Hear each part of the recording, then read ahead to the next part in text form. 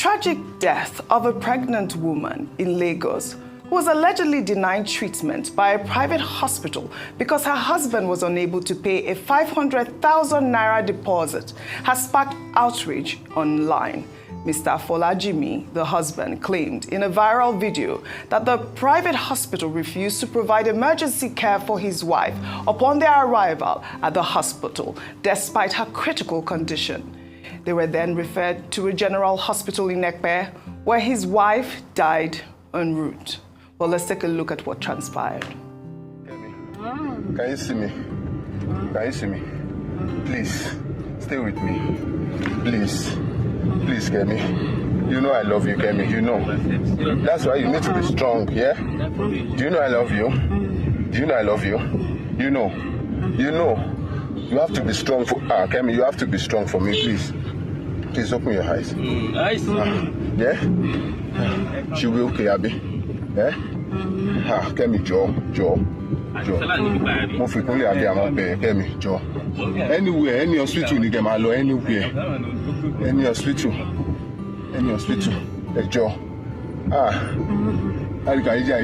Jones, thank you.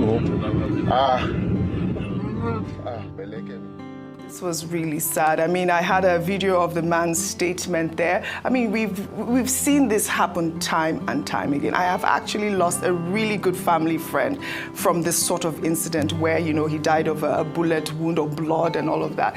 This hospital, I don't know if we can play up that video of the hospital so our viewers can see. They have to hold this hospital on account because if this actual incident is true, it has raised a lot of valid discussions about, you know, saving lives before, you know, actually putting money ahead of time. Vimbai, quickly. You know, it's a very sensitive conversation because, you know, some might say, the private hospitals will say, but the government is supposed to be supporting the public institutions. Private hospitals are businesses, you know. So it's a very complicated conversation as far as I'm concerned. But then what do we do in matters of life and death? What, you know, they're supposed to first save lives. But now, if we set that precedent, will they not be overwhelmed by people who are coming in daily who can't afford it? Because it's such a tricky, sensitive conversation. But pregnancy is such a risky venture that we all venture, and just because of the joy of wanting to have children, may her soul rest in peace, yes. And may God just be with her family. Well, I think this is such an important topic. I'd like to go take our good news story tomorrow. I'd like your thoughts on this conversation, Dr. Pat. I don't want this to be rushed. Rufai, to start with you quickly, and then... Okay, so please, the question I'd like to ask is, she had to go all the way to Ekpe to get a government hospital. She died en route, yeah. So where was the private hospital? Lakowe. So from Lakowe to Ekpe, is it that we don't have government hospitals in the middle of the fire that can take a pregnant woman like this? And on this Lekki corridor access, how many viable government hospitals do we have? That's an indictment on government. So from Lakowe, you have to travel all the way to Ekpe to get a government hospital that can take in somebody at an emergency situation like that. So what they say there's mega Lagos. They built Lagos. All right. Where are the hospitals they built? There are also the emergency service unit, Dr. Batik. Where is it? Well, every doctor takes the Hippocratic Oath. Yes, and this is the principal main point, thing in the Hippocratic Oath is that doctors are required to save lives, yes, not to look for money. But because of economic dispossession, because of poverty, this crisis has been there for long in this country. Where you go to a hospital, the first thing they ask you is to bring money. And then in this case, you know, the failure of human compassion on the part of the doctors who rejected this woman. And now she's dead. All right.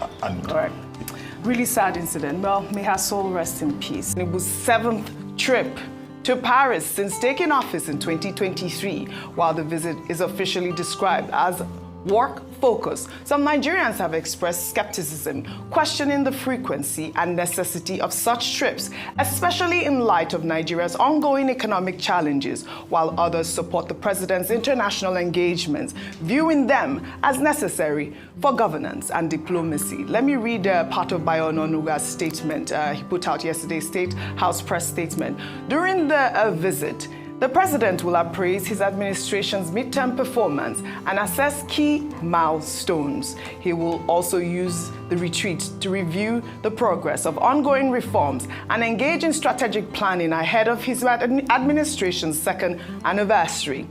This period of reflection will inform plans to deepen ongoing reforms and accelerate national development priorities in the coming year. While away, President Tinubu will remain fully engaged with his team and continue to oversee governance activities. He'll return to Nigeria in about a fortnight, very soon, in about a fortnight. Let me take a reaction before I come to you, Vimbai. This person wrote, when will the French president also visit Nigeria on working visit? Working visit indeed. What has been the benefit of all these working visits to Nigeria and Nigerians? Asking Nigerians to tighten their belt, but on the other hand, traveling every 3 months and exporting dollars instead of produce. What is the exchange rate today? Or is he going to spend naira in France? A good leader leads by example, and wasting money for travels, parking slot and demurrage costs for the jet etc. is not one of the quality of a leader who cares for the citizens. Besides, you all claimed he has reformed the country. What is he always going to do in France? And how long will it take to build or make available here in Nigeria? May God save Nigeria. That was such a cheeky tweet, but you know, that's the opposition speaking there, and that is the question out there for many Nigerians who are really facing the economic hardship. They see the president going on these trips, and yet they're saying that the president has conducted a lot of reforms. But on the other side, people are applauding his foreign trips. Vimbai.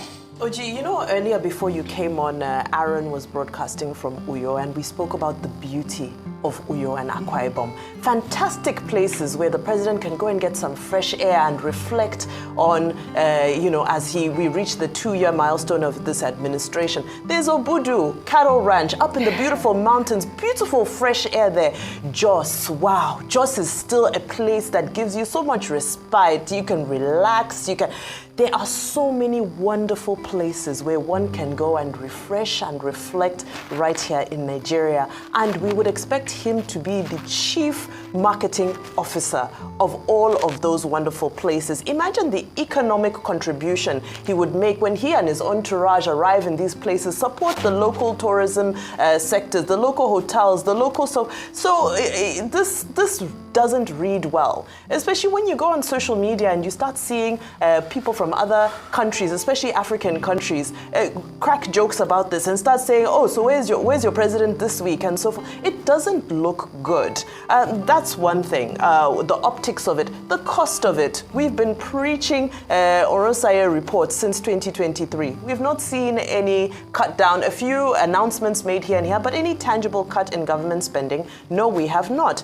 Then the other thing is, Oji, the entire world is talking about Donald Trump's tariffs, Liberation Day. Guess what? Other African presidents have started reacting to the percentage of tariffs imposed on them. Nigeria just got slapped with a 14% tariff from the United States. Our crude goes to United States, and our entire national budget is based off of crude. Where's the reaction? We're waiting for the reaction from Nigeria, yet to get a response. Break in a beautiful resort somewhere in Europe. It's just, the optics are wrong, and it also just does not read well. We have more pertinent issues. Now, very quickly before, I know you want to move on, very, very quickly.